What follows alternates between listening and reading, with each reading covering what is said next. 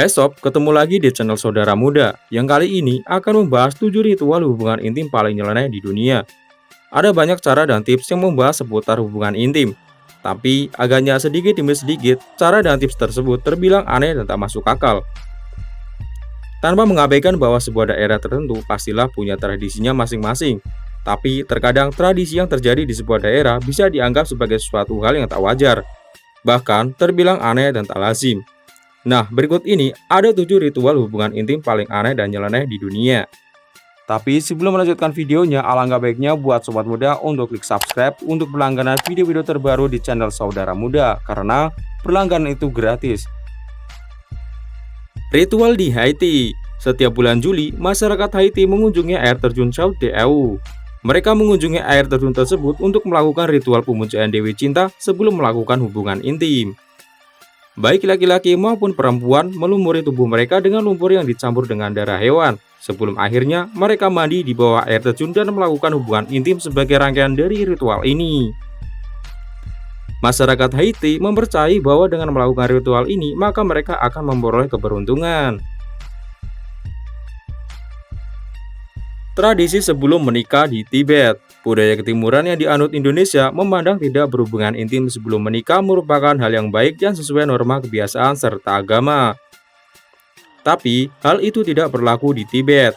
Di Tibet, saat seorang wanita menerima pertunangan seorang pria yang hendak menikahinya, maka wanita tersebut wajib untuk memperlihatkan kesiapannya. Namun, cara yang digunakan ini dirasa sangat nyeleneh. Sebab wanita di sana mesti berhubungan intim minimal dengan 10 orang pria sebelum ia menikah. Bahkan semakin sering ia melakukannya dengan pria luar daerah maka dianggap semakin baik. Tradisi Himalaya. Poliandri atau berbagi istri adalah hal yang tak wajar di Indonesia. Tapi tidak dengan masyarakat Himalaya.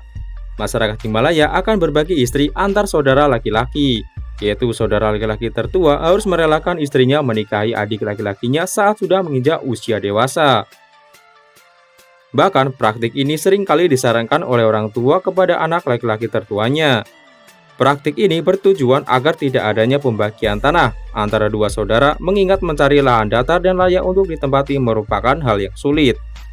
Karena Himalaya merupakan daerah pegunungan yang berbukit.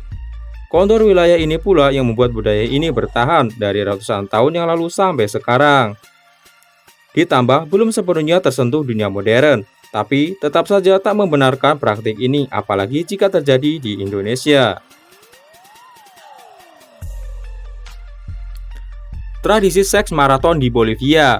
Sebuah suku bernama Sirani di Bolivia Timur memiliki tradisi unik saat melakukan pemanasan sebelum melakukan hubungan intim. Pasalnya, pasangan yang hendak melakukan hubungan intim wajib memakan serangga di sekitar tempat mereka berada. Konon, dengan memakan serangga di wilayah mereka dipercaya dapat membuat seseorang lebih tahan lama saat berhubungan intim, dengan durasi mencapai 6 jam tanpa istirahat.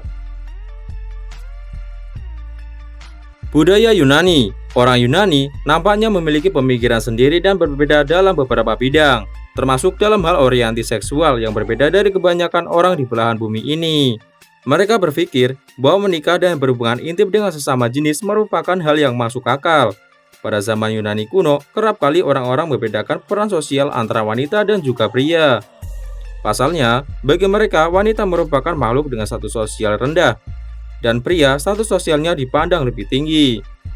Atas hal itulah, banyak pria yang justru memutuskan berhubungan intim dengan sesama pria.